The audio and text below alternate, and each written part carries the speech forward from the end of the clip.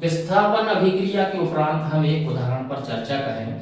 जैसे हमारे पास barium chloride है, BaCl2 है, इस पे हम Na2SO4 सोडियम सल्फेट की रिएक्शन करा दें तो यहाँ BaSO4 barium sulphate plus sodium chloride ये अलग हो जाता है।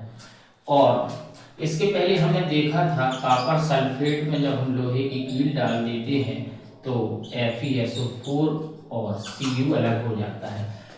ये विस्थापन अभिक्रिया है और इसमें यहाँ देख रहे हैं कि बेरियम क्लोराइड क्लोरीन के साथ जुड़ा है, लेकिन यहाँ बेरियम सल्फेट के साथ जुड़ गया, यहाँ सोडियम सल्फेट के साथ जुड़ा था, यहाँ सोडियम क्लोरीन के साथ जुड़ गया, क्लोराइड आयन के साथ जुड़ गया। इस तरह से अपन ने उपरोक्त समीकरण में देखा कि आयनों का परिवर्तन हो गया है। जो आयन यहाँ था वो इस धातु के साथ जुड़ गया, जो यहाँ आयन था ऋण आयन था वो इसके साथ जुड़ गया।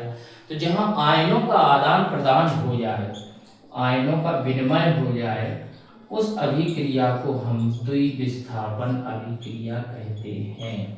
तो ये जो उदाहरण है ये द्विविस्थापन अभिक्रिया का उदाहरण है।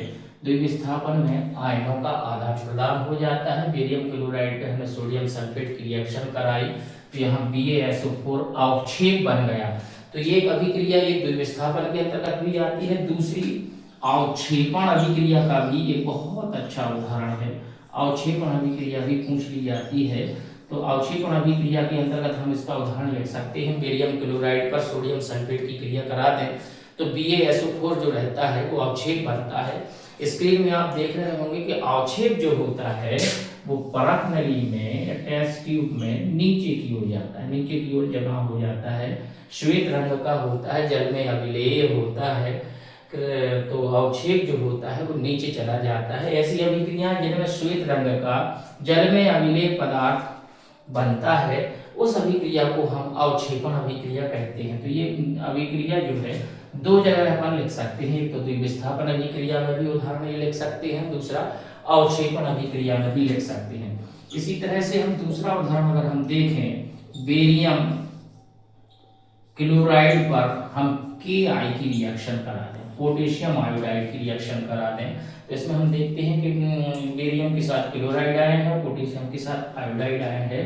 तो जब द्विविस्थापन की अभिक्रिया होगी तो यहाँ बन जाएगा BaI2 प्लस KCl।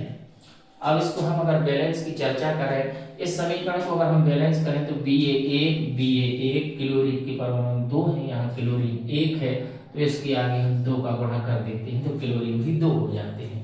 अब चूंकि सोडियम के यहाँ 2 परमाणु पहले से हैं तो 2 का यहाँ गुणा हो गया तो सोडियम भी 2 होगा।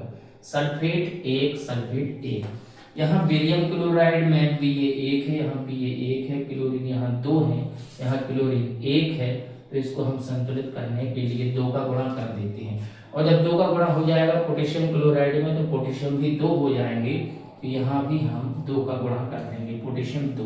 अब जब 2 का पोटेशियम आयोडाइड में गुणा होगा तो आयोडीन भी 2 होगा, आयोडीन यहाँ पहले से है। तो ये भी एक प्रकार की द्विविस्थापन की अभिक्रिया है। इससे संबंधित और भी उदाहरण हम आगे के वीडियो में आपको दिखाएंगे। तो ये द्विविस्थापन और अवक्षेपण अभिक्रिया का बहुत अच्छा उदाहरण है। इसको आप लोग तैयार कर लें और इन समीकरणों को लिख लिख के देखें हमें कैसे लिखना है, सल्फेट आयन कैसे लिखना है, फेरस सल्फेट कैसे लिखना है, इस तरह से और अभिक्रिया रासायनिक समीकरण को हम संतुलित कैसे करना है।